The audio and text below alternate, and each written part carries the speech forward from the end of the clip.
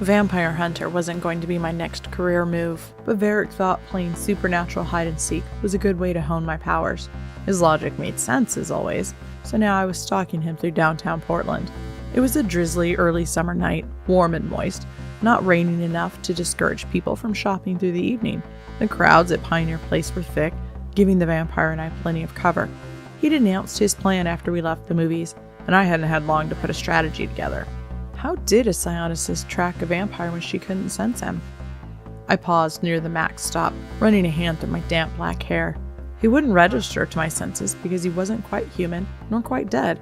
Vampire emotions didn't give off the same energy as other creatures, so I couldn't use my empathy to find him. Or could I? Moving out of foot traffic, I found a spot on the concrete wall that surrounded the square. So many people around, creating a sea of emotions and energy. I wasn't a telepath, couldn't read their minds, but I was a strong empath. Picking out frustration, joy, love, anger, I started looking for reactions to Varric's presence. Lust and curiosity flared in the crowd, strongest right next to me. I blushed at the appreciation of the teenagers 10 feet away. It's always nice to know someone thought you looked good. They were a mild distraction, but proved my theory should work. I just had to find the correct emotions. Breathing deep, focusing on my empathy, I expanded my senses.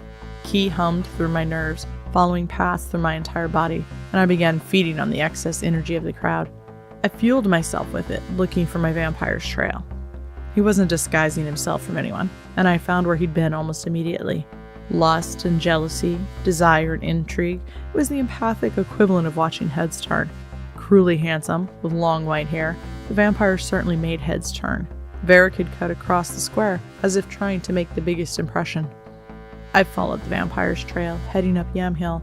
The crowds quickly thinned out, meaning the impressions did as well. Within 2 blocks, there was nothing left for me to follow. Grinding my teeth, I tried to keep frustration at bay. I couldn't blame myself for not passing a random test of new skills, but that didn't mean I enjoyed being thwarted. I needed a way to sense vampires, just a little something that would help. Varric's trail ended near an alley. It was dark, shielded from the rain, in a not too busy area. Instinct suggested it was a perfect mugging point, that it wouldn't be hard to pull a victim in. If I were a vampire, I'd hunt here. Tensed, physical senses stretched to their limits, I stepped into the alley. Varric could be blocks from here, or lurking on the building above me, and I'd never know. What senses did other size use to hunt vampires? A single footstep behind me, with no presence of life. I spun, summoning my Psyblade, brandishing it at Varric. He was closer than I expected, and the tip of psychic energy sliced his side. Cloth parted, blood welled, and I gasped in surprise. Cutting him wasn't part of the game. I released my psychic blade, staring at him with wide eyes. Varric bundled me into his arms, pulling my head back. I cried out as he buried fangs in my neck.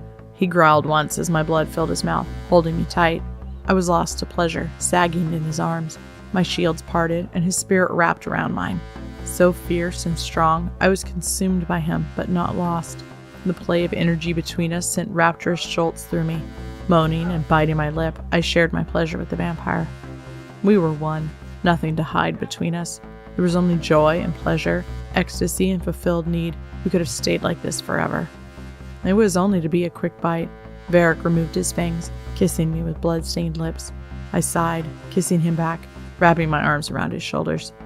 Well played, my hairs.